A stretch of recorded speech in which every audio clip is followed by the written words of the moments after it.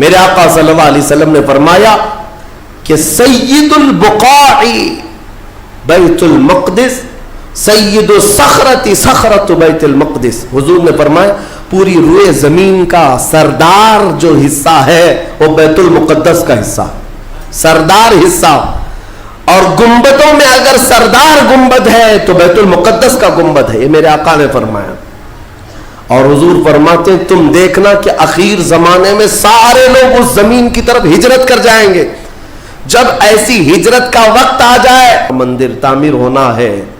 وہ third temple کا مطلب یہی ہیکل سلیمانی کو انہیں بنانا ہے، بیت المقدس کو ہدم کر کے، منہدم کر کے. یہ جو مسجد اقصی ہے اس کو ختم کر کے انہیں وہاں پر تھرڈ ٹیمپل بنانا ہے. یہ ان کا خواب ہے. پوری دنیا کے مسلمانوں کا تعلق بیت المقدس سے ہے حدیث رسول کے مطابق. اور آپ کو وہاں کے حالات یوں سمجھ لیں کہ ایسی ہے کہ وہاں بخار چڑھے گا تو پوری کائنات کے مومنین میں بخار آنا ہے. وہاں کے حالات جو بھی تبدیل ہوں گے اس کا اثر پوری دنیا کے مومنین پر ہونا ہے. ہمارا رشتہ وہاں سے مضبوطی کے ساتھ جڑا ہے. وہ انبیاء کی سرزمین ہے.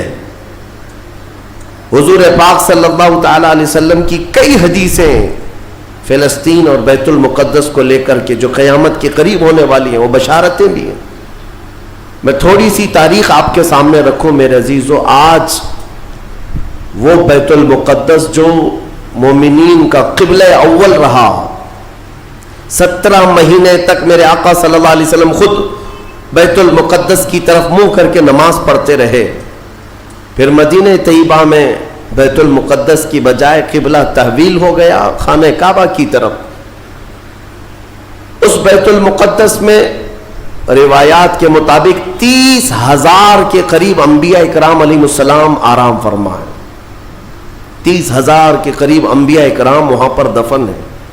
اور قرآن جس کے بارے میں کہتا ہے الذی بارکنا حولہ، سبحان الذی اسری بعبدہ لیلا من المسجد الحرام الی المسجد الاقصی الذی بارکنا حولہ. پاک ہے وہ ذات جس نے اپنے بندے خاص کو، اپنے نبی کو سفر کرایا معراج کا مسجد حرم سے مسجد اقصی تک. مسجد اقصی کا ذکر آیا ہے 15ویں پارے کے شروع میں. اور مسجد اقصی تک سفر کرایا. کون سی مسجد؟ اللہ فرماتا الذی بارکنا حولہ، جس کے ارد گرد ہم نے برکتیں رکھی ہیں. جس کے ارد گرد برکتیں رکھی ہیں. آپ یہ سوچ رہے ہیں کہ بیت المقدس کو جاننا کیوں ضروری ہے؟ یہی سوال حضور پاک صلی اللہ تعالی علیہ وسلم کی زوجہ مطہرہ، ہم مومنوں کی ماں سیدہ میمونہ رضی اللہ تعالی عنہا نے عرض کیا تھا افتنا یا نبی اللہ عن بیت المقدس.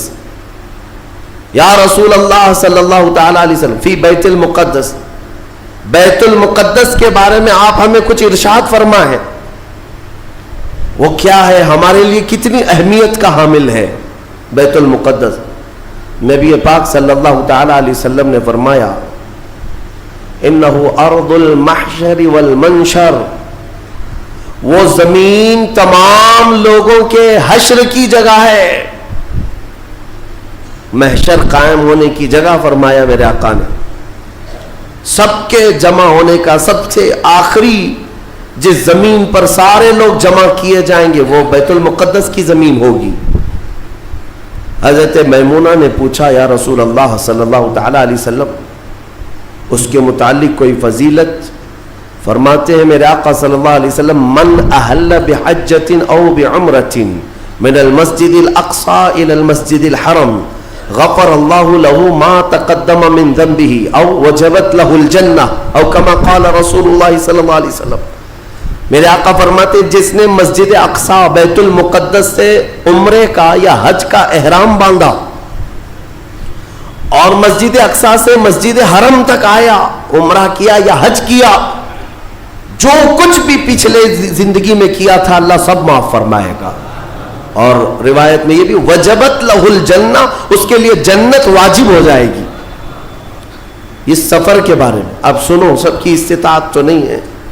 حضرت بی بی میمونہ نے یہی سوال کیا کہ جس کی طاقت نہ ہو میرے آقا وہ کیا کرے، بیت المقدس نہیں جا سکتا. سنو، اگر اس کی اہمیت سارے مسلمانوں کے لیے نہ ہوتی تو میرے آقا صلی اللہ علیہ وسلم یہ نہیں فرماتے وَمَن لَّمْ يَسْتَطِعْ فَلْيَهْدِ زَيْتَهُ.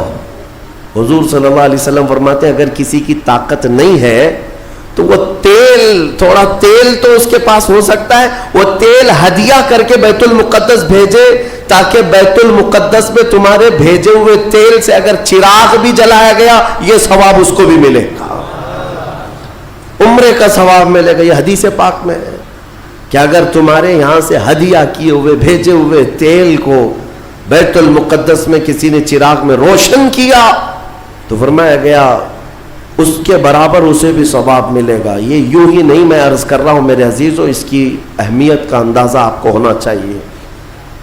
اور قیامت قریب کیسے آئے گی اس کے متعلق بھی حالات یہی میرے آقا نے فرمایا عمران بیت المقدس خراب یثرب وخراب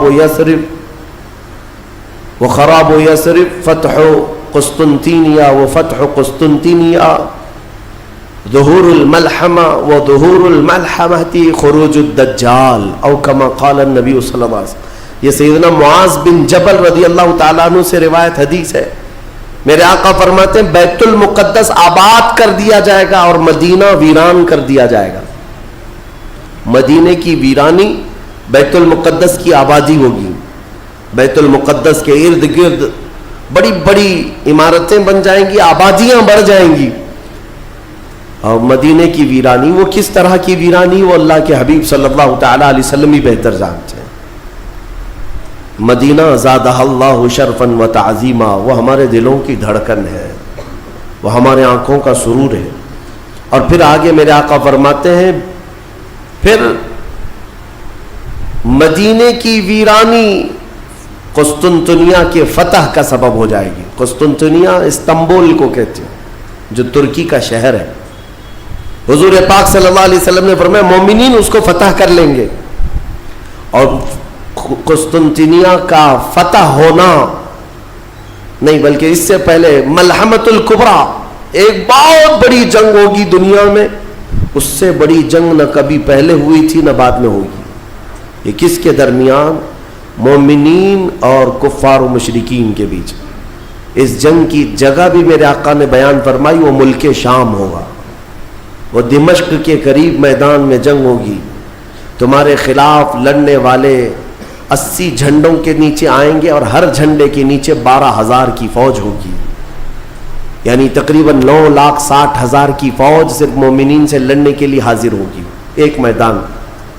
اس میں جو مومنین مسلمان جتنے جائیں گے وہ کتنی تعداد ہے وہ اللہ بہتر جانے، لیکن میرے آقا نے فرمایا پہلے دن 1/3 حصہ میدان چھوڑ کر بھاگ جائے گا مسلمانوں کا. اور حضور پاک فرماتے ہیں وہ پورے روئے زمین کے سب سے بدترین لوگ ہوں گے، ان کی توبہ کبھی نہیں قبول ہوگی.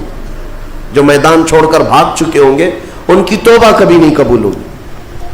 دوسرے دن 1/3 جماعت 1/3 جماعت مومنین کی شہید ہو جائے گی، سب قتل ہو جائیں گے.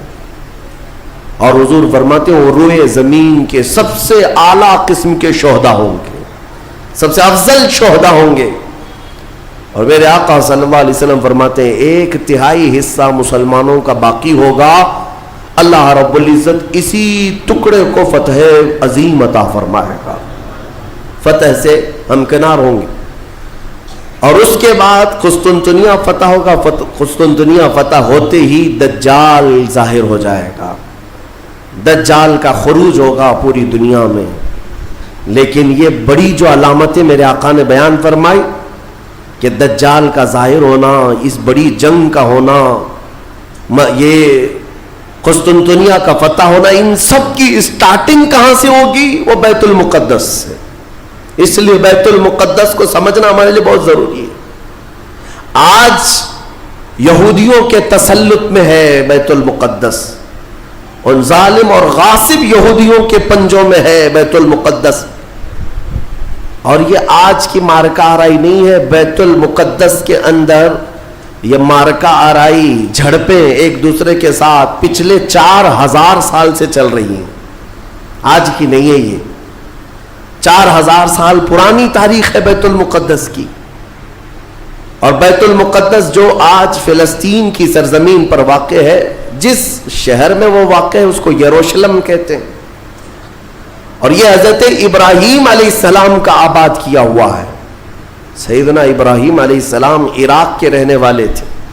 عراق کے دریائے فرات کے قریب ایک چھوٹی سی بستی تھی بابل کے قریب، وہاں سے ہجرت کر کے ابراہیم علیہ السلام فلسطین آئے اور وہاں ان کی اولاد ہوئی. ابراہیم علیہ السلام پوری دنیا میں 2 مقدس سرزمینوں کو آباد کرنے والے نبی ہیں. حضرت ابراہیم علیہ السلام سے ایک بیٹے پیدا ہوئے اسحاق علیہ السلام. اسحاق علیہ السلام کو حضرت ابراہیم علیہ السلام نے فلسطین میں آباد کر دیا، اور دوسرے بیٹے ابراہیم علیہ السلام کے سیدنا اسماعیل علیہ السلام، اور حضرت اسماعیل علیہ السلام کو مکۃ المکرمہ میں آباد کیا. ابراہیم علیہ السلام کے 2 بیٹے 2 مقدس سرزمینوں کو آباد کرنے والے ہیں. ایک مکہ کو آباد کرتے ہیں اور ایک فلسطین بیت المقدس کو آباد کرتے ہیں. اور بنی اسرائیل اسی خاندان کو کہتے ہیں. ابراہیم علیہ السلام کے نیچے جو خاندان آیا حضرت یعقوب علیہ السلام کی اولاد، اور تقریباً سارے انبیاء کرام علیہ السلام جو بنی اسرائیل کے ہیں وہ اسی فلسطین کی سرزمین میں پیدا ہوتے رہے یا پھر ہجرت کر کے وہی آئے. بڑے بڑے اگر نبیوں کا نام میں اگر ذکر کروں یہ سب فلسطین میں ہیں. حضرت ابراہیم علیہ السلام، حضرت اسحاق علیہ السلام، حضرت یعقوب علیہ السلام، حضرت یوسف علیہ السلام، حضرت داؤد علیہ السلام، حضرت سلیمان علیہ السلام، حضرت زکریا علیہ السلام، حضرت موسیٰ علیہ السلام، حضرت عیسیٰ علیہ السلام، حضرت یحییٰ علیہ السلام، یہ سب کے سب وہیں بیت المقدس کے ارد گرد آباد. وقت کے جلیل القدر پیغمبر بلکہ یہ رسولان اعظام ہیں، یہ سب فلسطین کی سرزمین پر آباد رہے. اس سے آپ اندازہ کر سکتے ہیں کہ وہ زمین کتنی برکت والی ہوگی، وہ زمین کتنی متبرک ہے.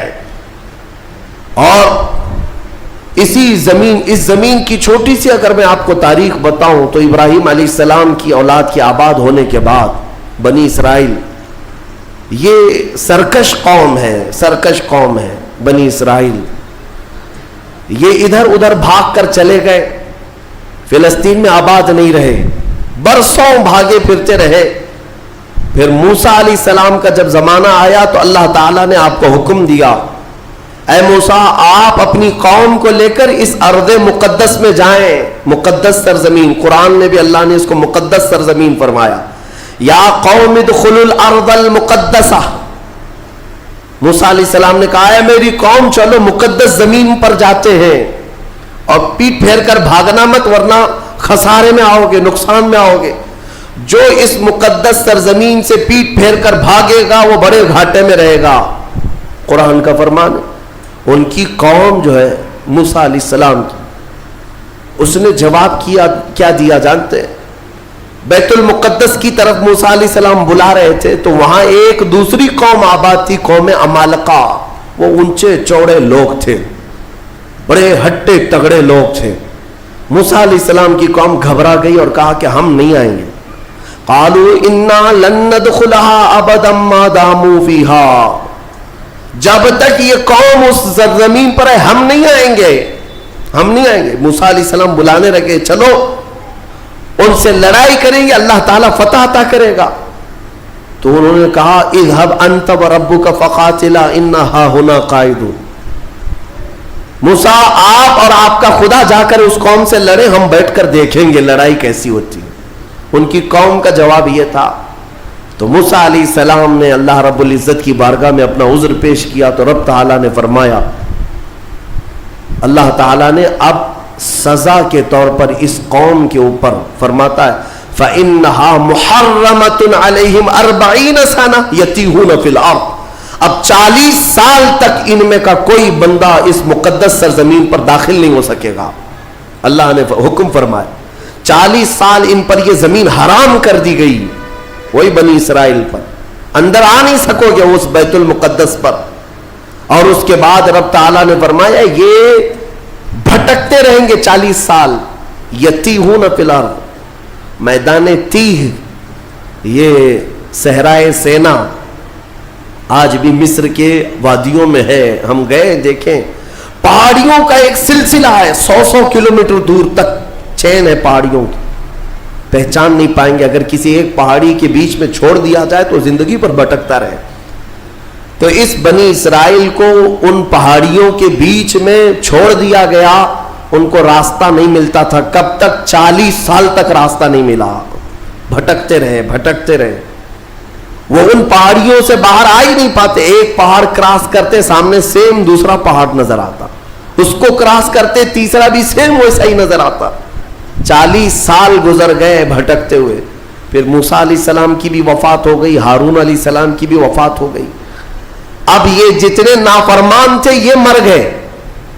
ان کی جو نئی نسل آئی, چھوٹے جو بچے تھے, اب وہ جوان ہوئے تو ان کی سوچ مثبت تھی, فکر اچھی تھی. اس وقت اس بنی اسرائیل کے نبی یوشع بن نون تھے, حضرت موسیٰ علیہ السلام کے خادم بھی رہے, یہ اللہ کے نبی تھے. انہوں نے اپنی قوم کو اکٹھا کیا اور سب کے دلوں میں پھر بات ڈالی, آج سے 40 سال پہلے تمہارے باپ داداؤں پر بیت المقدس کی سرزمین حرام کر دی گئی تھی, اب چلو. تو انہوں نے کہا قوم عمالقہ اب بھی ہے, وہاں پر لڑائی ہوگی. انہوں نے کہا چلو میں تمہارے ساتھ ہوں. جب وہ نکلے بیت المقدس کے راستے پر, وہی ہٹے کٹے لوگوں سے ان کا مقابلہ ہوا, قوم عمالقہ سے. صرف دوپہر سے عصر کے درمیان وہ پوری قوم شکست کھا کر بھاگ گئی اور اللہ نے بیت المقدس بنی اسرائیل کو عطا فرمایا.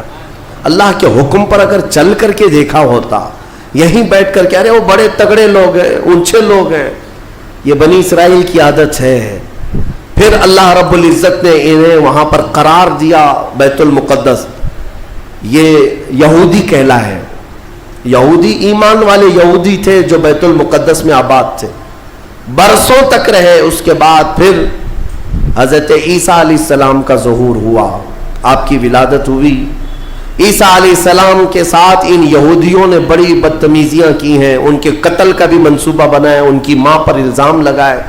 یہودی بڑی بدماش قوم, اور انہوں نے تقریباً 10,000 نبیوں کو قتل کیا ہے.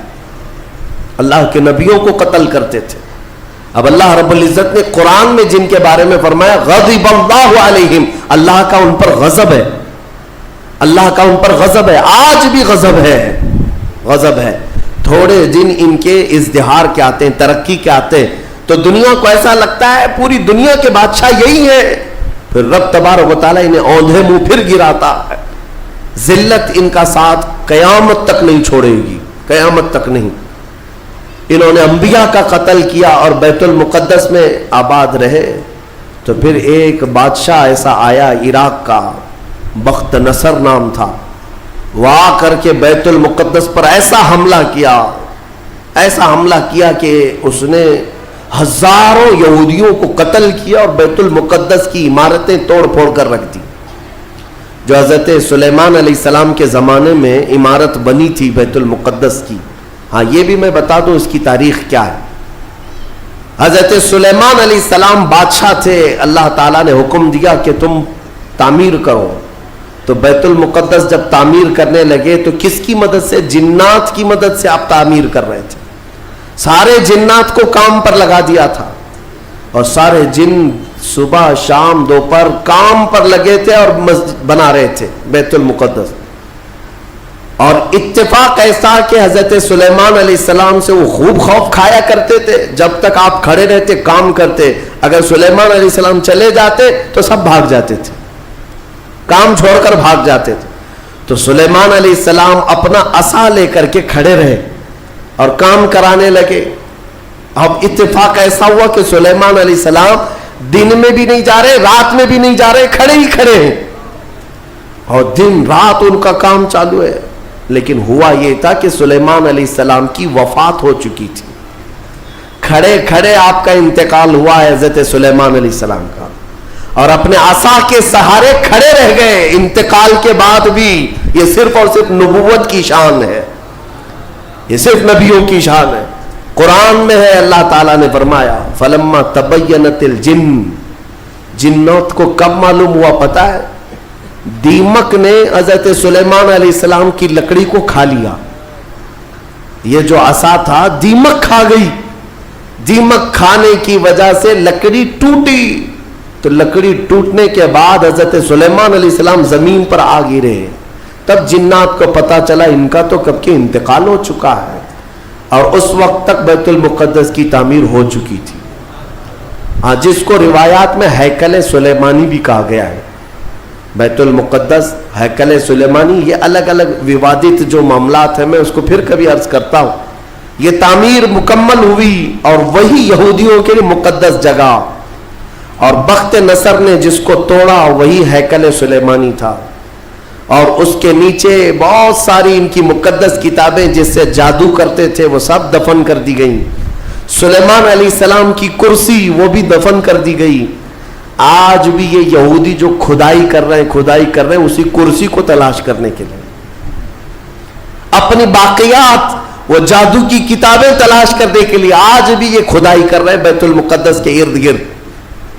اور یہ جو تھرڈ ٹیمپل کہتے ہیں، تیسرا مندر تعمیر ہونا ہے، وہ تھرڈ ٹیمپل کا مطلب یہی ہیکل سلیمانی کو انہیں بنانا ہے، بیت المقدس کو ہدم کر کے، منہدم کر کے۔ یہ جو مسجد اقصی ہے اس کو ختم کر کے انہیں وہاں پر تھرڈ ٹیمپل بنانا ہے، یہ ان کا خواب ہے۔ یہودی وہاں سے قتل ہوئے، عیسائیوں کا قبضہ آیا، عیسائی تقریباً 300 سال تک آباد رہے۔ پھر ایک بادشاہ آیا، ایران کا بادشاہ تھا خسرو، اس نے بدلہ لیا اور اس کے بعد یہودیوں کو پھر سے آباد کیا۔ پھر اس کے بعد ٹائٹس نام کا ایک عیسائی بادشاہ آیا، اس نے پھر دوبارہ بیت المقدس پہ حملہ کیا، اس نے قریب 1 لاکھ کے قریب یہودیوں کو پھر قتل کیا۔ یہ قتل کون کر رہا ہے؟ عیسائی یہودی، اور دہشت گرد کوئی اور ہے۔ ہاں، پہلے زمانے کے دہشت گرد ہیں یہ، پرانے دہشت گرد۔ ایک ساتھ جینوسائڈ کرنا، جو نسل کشی کرنا، یہ یا تو عیسائیوں کا کام ہے یا یہودیوں کا کام ہے۔ ان کو قبضہ ملتا تھا تو ان کو مارتے، ان کو قبضہ ملتا تو ان کو مارتے۔ ٹائٹس نے پورا تباہ کر دیا۔ پھر بیت المقدس میں اس نے غلاظت ڈال دی، کچرے ڈال دیے، بہت کچھ برباد کرنے کے بعد یہودی وہاں سے نکل گئے۔ پھر میرے عزیزو، وہ عیسائیوں کا تسلط ویسا ہی برقرار رہا۔ کب تک؟ جب تک سیدنا عمر ابن خطاب کا زمانہ آ گیا۔ اسلام کا یہ فتوحات کا سلسلہ تھا۔ میرے آقا کے غلام جس طرف جا رہے تھے زمینیں ان کے قدموں میں آ رہی تھی، یہ وہ دور تھا۔ تو حضرت عمر نے بھیجا کہ اب فلسطین کی طرف بھی ہمارے مجاہدین جائیں گے، اور وہاں عیسائی تھے، پوری دنیا کی خبر تو رکھتے تھے کہ کیا کیا ہو رہا ہے۔ رسول پاک صلی اللہ علیہ وسلم کے غلاموں سے لڑنے کی طاقت سب کے پاس نہیں، تو انہوں نے کہا کہ ہم لڑائی نہیں کریں گے، آپ آ جاؤ، آپ کے حوالے پورا بیت المقدس کر دیں۔ حضرت عمر کو خود ہی دعوت دے کر کے بلا لیا۔ اور جانتے ہیں ان عیسائیوں کی خباثت، یہ بڑے نرم دکھتے۔ اس وقت قبۃ الصخرہ، جس کو آپ ڈوم آف راک کہتے ہیں، یہ یلو کلر کا جو گنبد نظر آتا ہے، یہودی اس کو بڑا مقدس سمجھتے ہیں، بڑا مقدس۔ اس پر عیسائیوں نے پورے لوگوں کی غلاظتیں، کچرے ڈال کر کے رکھے تھے۔ اس زمانے میں کوئی دوسرا گنبد تھا وہاں پر، یہ تو پھر اموی خلیفہ کے زمانے میں یلو کلر کا پھر سے بنایا گیا، لیکن اس زمانے میں کچرا ڈال کر کے رکھتے تھے عیسائی، یہودیوں کو جلانے کے لیے۔ یہودیوں کی وہ مقدس جگہ ہے۔ پھر حضرت عمر فاروق رضی اللہ تعالیٰ جب تشریف لائے تو جانتے ہیں کس شان سے آئے تھے سیدنا عمر فاروق۔ مدینہ طیبہ سے نکل کر کے اپنے ایک تنہا غلام کے ساتھ بیت المقدس گئے، کوئی فوج لے کر نہیں گئے، اور وہ بھی ایسے کہ غلام کے ساتھ باری لگا لیا ہے، 1 میل میں گھوڑے پر بیٹھوں گا، 1 میل تو گھوڑے پہ بیٹھے گا۔ سفر میں 1 میل حضرت عمر بیٹھتے تھے گھوڑے پر، غلام رسی پکڑ کر چلتا تھا، 1 میل غلام بیٹھتا تھا، عمر فاروق رسی پکڑ کر چلتے تھے۔ دنیا کا اقتدار میرے آقا کے غلاموں نے یوں نہیں حاصل کیا، انہوں نے خود ہی کو فنا کر دیا تھا میرے آقا کی محبت میں۔ اور اتفاق ایسے کہ فلسطین جب پہنچے تو باری غلام کے بیٹھنے کی تھی، حضرت عمر رسی پکڑ کر کے بیت المقدس میں آ رہے ہیں، تو لوگ جو نئے لوگ تھے، عیسائی تھے، وہ سب جھپٹ پڑے امیر المومنین مسلمانوں کے، جن سے کیسر و کسریٰ بھی کانپتے ہیں، گھوڑے پر تشریف لا رہے ہیں، تو سب ان کے استقبال کے لیے تھے۔ جو غلام تھا حضرت ابو عبیدہ بن جراح جو صحابی تھے، انہوں نے چیخ کر کے کہا لوگوں گھوڑے پر بیٹھا ہوا امیر المومنین نہیں، رسی پکڑا ہوا امیر المومنین۔ اس شان سے وہ آئے اور اپنے ہاتھوں سے اس گنبد کے اوپر موجود پوری غلاظت کو حضرت عمر نے صاف کیا تھا۔ بیت المقدس کے ارد گرد جتنا کچرا تھا اپنے ہاتھوں سے صاف کیا، اور پھر وہاں پر اذان کی آواز گونجی۔ سیدنا عمر فاروق رضی اللہ تعالیٰ عنہ نے ظہر کی نماز وہاں پڑھائی اور عام خطبہ دیا، سارے لوگوں کو جمع کر کے کہا اب گھبرانے کی ضرورت نہیں، اس ارض مقدس میں اسلام آ چکا ہے، جو عیسائی جو یہودی خوشی سے رہنا چاہے اس پر کوئی زور زبردستی نہیں، وہ اس ارض مقدس میں اقلیتوں کے اعتبار سے رہ سکتا ہے، اسے امن و امان دیا جائے گا، کسی کی عبادت گاہ نہیں توڑی جائے گی۔ میرے عزیزو، یہ اسلام کا احسان ہے۔ آج بھی جا کر کے دیکھیں فلسطین میں حضرت عمر کی سلطنت یعنی خلافت آنے کے باوجود بھی سب سے پرانا جو چرچ ہے عیسائیوں کا، وہ آج بھی فلسطین میں باقی ہے، بیت المقدس کے قریب۔ حضرت عمر نے منع کیا کہ ان کی عبادت گاہ کو ہاتھ نہیں لگایا جائے گا، توڑا نہیں جائے گا، سب کو امان دیا گیا ہے، سب کو امان دیا گیا ہے۔ اگر ایسے ہی ہمارا تسلط ہر جگہ ہو اور ہم مندروں کو توڑنے والے ہوتے تو 700 سالوں میں پتہ نہیں کیا کیا صاف کر چکے ہوتے۔ اسلام اس کی تعلیم دیا نہیں، تمہیں آزادی دی ہے کہ جو تمہارے ماتحت ہیں انہیں اپنی عبادت کرنے دے دیا جائے، ذمیوں کو جو اپنے دین میں قائم رہنا چاہتے ہیں انہیں چھوڑ دیا جائے گا، انہیں مارا نہیں جائے گا۔ حضرت عمر فاروق رضی اللہ تعالیٰ عنہ کے زمانے سے لے کر بیت المقدس مکمل اسلام کے دائرے میں رہا، یہ تقریباً 200 سال تک چلا، تقریباً 200 سال تک۔ پھر خلفاء جو آئے، فاطمی خلفاء، عباسی خلفاء، سلجوقی خلفاء، جو خلیفے تھے آپس میں ہی لڑ مر رہے تھے دولت کے لیے، پیسے کے لیے، علاقے کے لیے، ان کی آپسی لڑائیوں کی وجہ سے دوبارہ کمزوری آئی مسلمانوں کے درمیان، اور پھر سے صلیبی طاقتیں عیسائیوں کا پھر سے غلبہ ہو گیا، پھر سے بیت المقدس کو انہوں نے ہڑپ لیا۔ پھر 100 سال تک بیت المقدس پر ان کا راج چلتا رہا، 100 سال تک۔ پھر انہوں نے یہودیوں کو مارا، اور بیت المقدس میں جتنے مسلمان تھے سب کو عیسائیوں نے قتل کیا تھا۔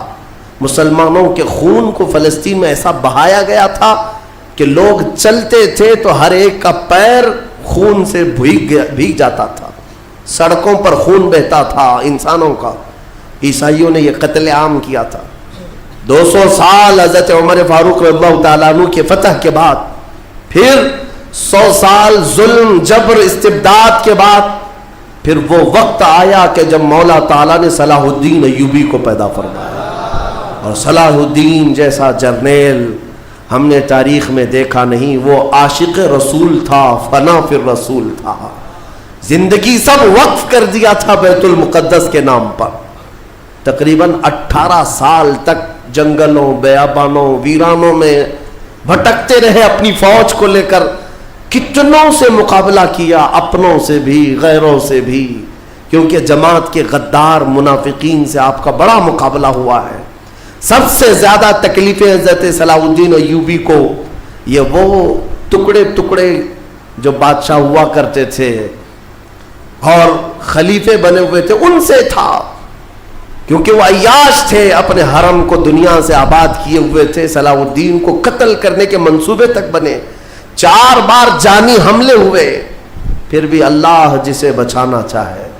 صلاح الدین کا وہ دن بھی آ گیا جب 12,000 کی فوج لے کر 4 لاکھ صلیبیوں سے تنہا لڑ رہا تھا۔ کوئی مقابلہ ہو سکتا ہے؟ سوچو ذرا تاریخ میں، یہ میں اپنی لکھی ہوئی بات نہیں کر رہا ہوں، ایک انگریز تاریخ دان ہے، اس نے خود کتاب میں لکھا ہے کہ تاریخ کا ایک عجوبہ ہم نے دیکھا ہے کہ 4 لاکھ صلیبی عیسائی ایک جگہ تھے، پورا روم، یورپ سب امڑ آیا ہے، اور مقابل میں صرف اور صرف ایک سپہ سالار صلاح الدین 12,000 کا فوج لے کر آیا. 12,000. وجہ یہ ہے میرے عزیزوں 4 لاکھ وہ لائے ہوں گے کھانے پینے والے, لوٹنے کھسوٹنے والے, لیکن صلاح الدین کے ساتھ جو 12,000 تھے وہ جان کا ہدیہ گنبد خضرا میں پیش کرنے والے تھے. ان عاشقوں کی جماعت تھی. اور اللہ تعالیٰ نے صلاح الدین ایوبی کو فتح عطا فرمائی, پھر سے پرچم اسلام لہرایا. میرے عزیزوں یہ تاریخ تھی 6 صدی ہجری کی. اب یہ 15ویں صدی آ گئی ہے. 6 صدی ہجری سے لے کر بیت المقدس اذانوں سے گونجتا رہا, نمازوں سے آباد رہا, مومنین کا وہاں پر جمع غفیر رہا, لاکھوں کی تعداد میں لوگوں کا آنا جانا چلتا رہا, بلکہ بڑے بڑے جید علماء صالحین وہاں پر آباد ہوئے. امام غزالی رحمۃ اللہ تعالیٰ علیہ کر کے کتنے لوگوں کو اللہ نے ولایت ہے کہ بیت المقدس 800 سال کے قریب ہو گئے صلاح الدین ایوبی کو واپس لائے ہوئے. لیکن پچھلے 100 سال سے پوری دنیا کے یہودیوں کے اندر ایک یہ فکر پیدا ہوئی کہ ہماری ایک ریاست ہونی چاہیے, ہمارا ایک ملک ہونا چاہیے. یہ مارے پوری دنیا میں پھر رہے تھے. ہٹلر نے ان کو مارا تو امریکہ میں چلے گئے, امریکہ میں مارے گئے تو برطانیہ میں گئے, برطانیہ سے فرانس میں گئے. جگہ جگہ یہ تھوڑے آباد ہوتے رہے. اور اس کے بعد پھر ان کے اندر ایک تحریک پیدا ہوئی 18ویں صدی عیسوی میں کہ تمہاری اپنی ایک ریاست ہونی چاہیے. تو ان کی اپنی ریاست, اتنا اپنا ملک چاہیے. کہاں؟ وہی مقدس زمین جو تمہارے باپ داداؤں کی ہے, کیونکہ یہودی یعقوب علیہ السلام کی اولاد میں اپنے آپ کو کہتے ہیں. تو اس سرزمین پر جانے کے لیے کوششیں کرتے رہے. لیکن فلسطین اس زمانے میں خلافت عثمانیہ کا حصہ تھی جو ترکی کے بادشاہ تھے. ترکی کے انڈر میں فلسطین آتا تھا, تو وہاں پر ان کی مجال نہیں تھی. لیکن ہوا یہ کہ 1914 سے 1918 کے بیچ میں فرسٹ ورلڈ وار ہوئی, دنیا کی سب سے بڑی جنگ, پہلی جنگ عظیم, جس میں ترکیوں نے جرمنی کا ساتھ دیا اور ہار گئے برطانیہ انگلینڈ کے مقابل میں. تو ہارنے کی وجہ سے ہوا یہ کہ ترکی کی ساری خلافت ختم ہو گئی. خلافت عثمانیہ کے ٹکڑے ٹکڑے ہو گئے. 50 ملکوں پر ان کی اکیلی حکومت تھی, سب ٹکڑے ہو گئے. ترکی کو سب ختم کر دیا گیا, خلافت ختم کر دی گئی. یہ 1920 میں خلافت ختم کر دی گئی. اور پھر برطانیہ انگلینڈ کے تسلط میں, اس کے قبضے میں فلسطین بھی آیا. یہ وہ زمانہ تھا جب ہمارا انڈیا بھی انگلینڈ کے انڈر میں تھا, ہمارا بھارت بھی. برطانیہ ہر ملک فتح کرتے ہوئے اپنے اندر لیتے جا رہے تھے, یہ انگریزوں کی عادت تھی. تو فلسطین بھی ان کے اندر میں تھا. تو اب ان لوگوں نے یہودیوں کے لیے ایک عام اعلان کیا, ڈکلیریشن آف بالفور کہا جاتا ہے, ایک بالفور اعلامیہ, جس میں اعلان کیا گیا کہ دنیا بھر کے جو بھی یہودی ہیں وہ ہجرت کر کے یہاں آئے, انہیں گھر دیا جائے گا. 1921 سے پھر فلسطین میں ایک چھوٹی سی بستی میں ان کو بسایا گیا. 4000 لوگ پہلے آئے, 4000 لوگ آئے. پھر یہ ہجرت کا سلسلہ چلتا رہا یہاں تک کہ 1947 میں ان کی آبادی 36 لاکھ کے قریب ہو گئی. 30-35 لاکھ سے بڑھ کر کے آگے بڑھ گئے. اور اس کے بعد پھر 1948 میں ان ظالموں نے اقوام متحدہ UN کی مدد سے یہ اعلان کر دیا پوری دنیا میں کہ اب یہ فلسطین نہیں ہے, اس کا آدھا حصہ اسرائیل ہے, یہ ہمارا ملک ہے. بات در حقیقت یہ تھی کہ UN میں, اقوام متحدہ میں یہ بل پاس ہوا تھا کہ یہودیوں کو بھی رہنے دیا جائے, مسلمانوں کو بھی. اس فلسطین کے 2 ٹکڑے کیے جائیں گے, ایک مسلمان فلسطین بنائیں گے اور ایک یہودی اسرائیل بنائیں گے. آج بھی یہ اقوام متحدہ UN کا یہ بل آج بھی موجود ہے. اقوام متحدہ سے یہ بل پاس ہوا. یہودی تو مان گئے, لیکن پورے عرب کے مسلمان اس کے خلاف تھے کہ عربوں کے بیچوں بیچ ایک یہودی ریاست کیسے قائم ہو سکتی ہے, یہ ہمارا مقدس معاملہ ہے, مقدس سرزمین سے ہمارا تعلق ہے. احتجاج کرتے رہے لیکن ان یہودیوں نے مال کے ذریعے، عورتوں کے ذریعے سارے عرب ملکوں کے جو بادشاہ تھے ان تک اپنا تسلط جما لیا. کئی ایسے عرب بادشاہ ہیں جن کی بیویاں یہودی ہیں، ان کے گھروں تک یہ پہنچ گئے اور ان کو ایسا نیوٹرل کر دیا کہ اب وہ فلسطین کے بارے میں بات نہ کریں. ہوا یہ کہ اسرائیل تو بن گیا لیکن آج تک فلسطین نہیں بن سکا. فلسطین کا وجود دنیا نہیں دکھاتی، گوگل میں چیک کرو تو نہیں بتاتا فلسطین کوئی جگہ نہیں. میرے عزیزو، ہر 10 سال پر یہ زمین کو ہڑپتے آج پورا وہ ارض مقدس جس کو فلسطین کہا جاتا ہے 90% یہودیوں کے قبضے میں آ گیا. اقوام متحدہ سے یہ بھی بل پاس ہوا تھا کہ آدھا کر لیا جائے، اسرائیل ایک ریاست، فلسطین ایک ریاست، لیکن بیت المقدس جو ہے مسجد اقصی وہ دونوں کے انڈر میں نہیں رہے گی، یہ اقوام متحدہ کے اندر میں، یہ خود مختار رہے. کیونکہ یہاں یہودیوں کا بھی تعلق ہے، عیسائیوں کا بھی ہے، مسلمانوں کا ہے، سب کو یہاں آنا جانے کی اجازت رہے گی، کسی کے انڈر میں نہیں رہے گا. یہ پاس ہوا تھا. لیکن آج حالات یہ ہے کہ اس بیت المقدس کی دیواروں پر، دروازوں پر یہ وحشی ظالم اسرائیلی بندوق تانے آج بھی کھڑے ہوئے. یہ جسے اندر جانے دیں وہ جائے گا. پوری دنیا اپنی آنکھوں سے دیکھ رہی ہے ان کی خیانت، ان کی غداری کو، لیکن کوئی ایک جملہ تک نہیں کہتا کہ اسرائیل دہشت گرد ہے. آپ کو میں ایک آنکڑے اگر بتاؤں تو آپ کے رونگٹے کھڑے ہو جائیں. انہوں نے فلسطین کے مسلمانوں میں سے اب تک 2.5 لاکھ صرف بچوں کو قتل کیا ہے ان اسرائیلیوں نے. آج بھی یہ ڈیٹا موجود ہے، انٹرنیٹ پہ موجود ہے، بڑی ویب سائٹس ہیں، انہوں نے شو کیا. اقوام متحدہ کی بھی رپورٹ موجود ہے کہ فلسطین کے کتنے مارے گئے. ان دونوں کی جنگ میں 24 لوگ اگر مارے جاتے ہیں تو 23 فلسطینی ہوتے ہیں، ایک اسرائیلی ہوتا ہے. پھر بھی دہشت گرد فلسطین ہے، آتنکواد فلسطین ہے. میرے عزیزو، یہ دنیا جو دوہرا کھیل کھیل رہی ہے اس کو کون بتائے گا آخر؟ وہاں جمعہ کی نماز پڑھنے کے لیے مومنین آج بھی جاتے ہیں، ان پر گولیاں برسا دی جاتی ہیں، لیکن ان جیال مسلمانوں کو ہزاروں سلام جو تلواروں کے سائے میں بھی میرے مولا کی عبادت خشوع و خضوع سے کرتے. میں خود گیا اور دیکھا ہوں، چھوٹے سے بچے، 6 سال کے، 8 سال کے بچے ملنے کے لیے آتے ہیں اور یہ پورے اسلحے میں لیس فوجی کھڑے رہتے ہیں. چھوٹا سا بچہ ان کی گن کو یوں گھماتا ہے اور مسجد میں اندر آتا ہے، ایسا لگتا ہے جیسے وہ کھلونے کو پکڑ رہا ہے. میرے عزیزو، یہ بھی حدیث پاک کے ذریعے سے میں بتاتا ہوں. میرے آقا صلی اللہ علیہ وسلم فرماتے ہیں میری امت کا ایک حصہ قیامت تک باطل سے لڑتا رہے گا، قیامت تک باطل سے لڑتا رہے گا، اور ان کی مخالفت کرنے والوں کا ان پر کچھ بھی اثر نہیں ہوگا، اور دنیا میں کوئی بلا بھی پھیلے تو اس جماعت پر کچھ اثر نہیں ہوگا. صحابہ نے پوچھا یا رسول اللہ آپ کی امت کا وہ حصہ کون ہے؟ میرے آقا فرماتے بیت المقدس کے آس پاس رہنے والے مومنین کی جماعت ہے. ان کی فضیلت میں میرے آقا نے فرمایا قیامت تک لڑتے رہیں گے، قیامت تک، اور ان کی خلاف کرنے والوں کا ان پر کچھ بھی اثر نہیں ہوگا. اور ہم دیکھ رہے ہیں، ارے بڑی عمارتیں ایک بم سے گرا دیا، دوسرے دن ان کے آس پاس ان کی گاڑیاں بھی چل رہی ہیں، دکانیں بھی چل رہی ہیں، بازار بھی چل رہا ہے. کل رات کو فائرنگ ہوئی، 50 لوگ بیت المقدس سے اٹھا کر کے لاشیں لے گئے. دوسرے دن جا کر کے دیکھے تو عصر کے بعد عورتیں اپنے بچوں کے ساتھ روٹیاں سینڈوچ کھاتی ہوئی بیٹھی ہوئی ہیں. مطلب یہ ہے کہ نہ موت کا ان کے اندر خوف ہے، نہ ظالموں کے تسلط کا ڈر ہے.